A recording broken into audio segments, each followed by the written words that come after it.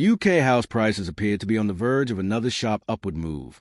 On the surface, it looks like welcome news: falling mortgage rates, renewed buyer confidence, and predictions of rising values after 2 bruising years. But beneath the headlines, something far more fragile is driving this rally.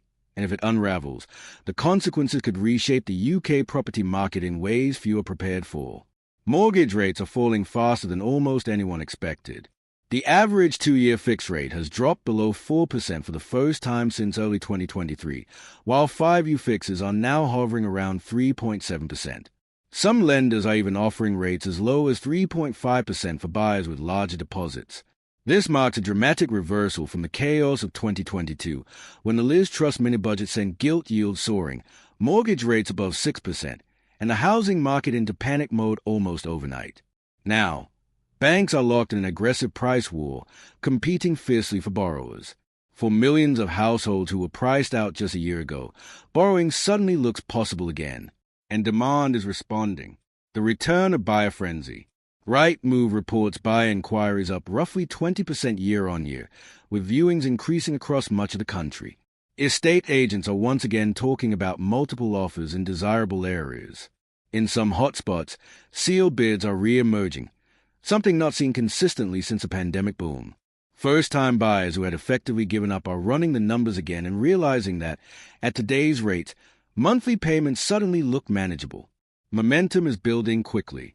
Major forecasters, from Savills to Knight Frank, are revising their outlooks upward, with some now predicting price rises of up to 4% this year alone. But this is where the story takes a darker turn. Because this surge is not being driven by strong wage growth, rising productivity, or a booming economy. It is being fueled almost entirely by one belief, that the Bank of England will keep cutting interest rates throughout 2025. A rally built on expectations, not reality. Markets are currently pricing in at least 3 more base rate cuts, taking the bank rate down to roughly 3.25% by the end of the year. Buyers, lenders, developers, and analysts all treating these cuts as inevitable. The entire rally rests on that assumption. But the Bank of England itself is sounding far less certain. Inflation has proven stubborn. Core inflation, stripping out volatile food and energy, remains around 3.2%, well above the bank's 2% target. Wage growth is still close to 5%, feeding persistent service sector inflation that has been notoriously hard to tame. Several members of the Monetary Policy Committee have recently warned that cutting rates too quickly risks reigniting inflation and undoing the painful progress of the last 2 years. The market expects a dovish central bank. The bank is increasingly signaling caution. Government policy is making the bank's job harder. Complicating matters further is fiscal policy.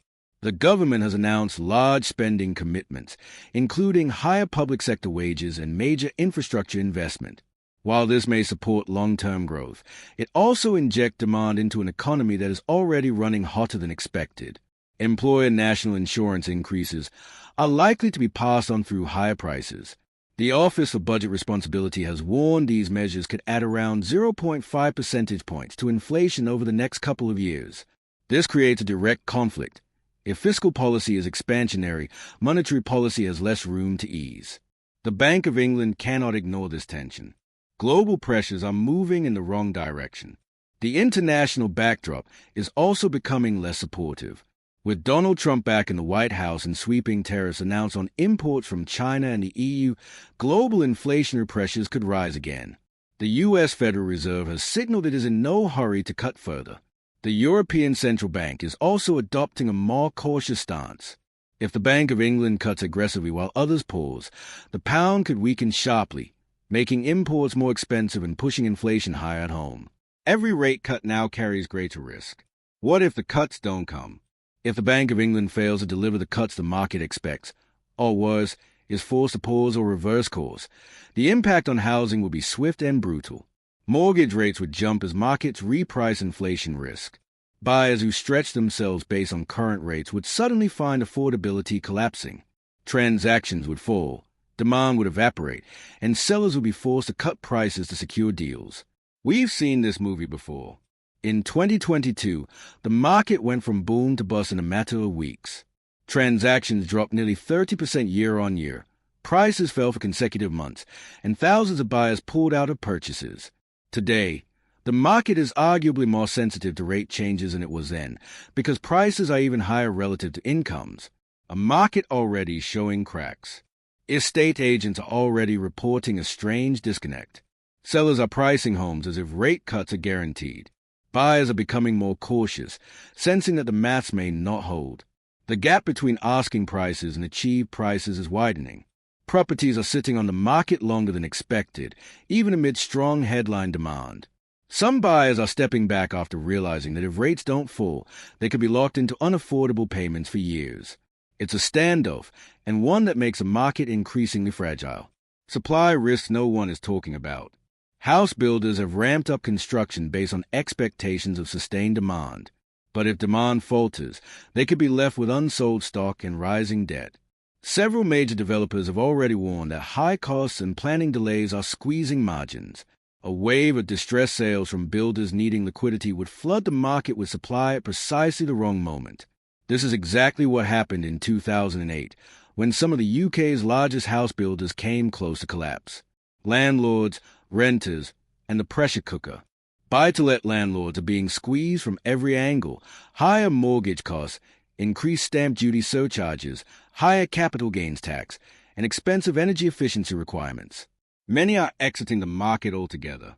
Their sales at supply just as buyer demand becomes uncertain. Yet renters aren't benefiting. Rental supply is shrinking faster than demand, pushing rents up by 10% or more year-on-year in many areas. Renters hoping falling prices would open a path to ownership may find themselves stuck, paying record rents with no realistic route onto the ladder. First-time buyers, the biggest gamble. First-time buyers are being told now is the moment to act. But many are borrowing at the absolute limit of affordability, leaving no buffer for rate rises or income shocks. Stress tests are based on assumptions that may not hold if inflation remains elevated. A job loss, illness, or unexpected expense could quickly push households into distress. For young buyers, this is not just a purchase. It's a bet on the entire macroeconomic outlook. A market propped up by confidence alone. The uncomfortable truth is that the UK property market is currently being supported by confidence, not fundamentals. Buyer behavior, seller expectations, lender appetite, and government policy are all built on the belief that borrowing will keep getting cheaper. If that belief proves wrong, sentiment will flip fast. Property markets turn not when prices peak, but when confidence breaks. Proceed with caution. Yes, prices may rise in the short term, but the foundations are fragile, the risks are mounting, and the margin for error is thin. For buyers, don't assume rates will keep falling. Build buffers. Avoid borrowing the maximum. For sellers, price realistically. Momentum can disappear quickly. For renters, don't panic buy based on fear of missing out. The UK housing market has always been cyclical. Right now, it feels like we're at the top of the climb, unsure whether we're about to glide forward or plunge into a sharp descent. The next few months will be critical. And for anyone connected to property, buyers, sellers, investors, or renters, what happens next could change everything.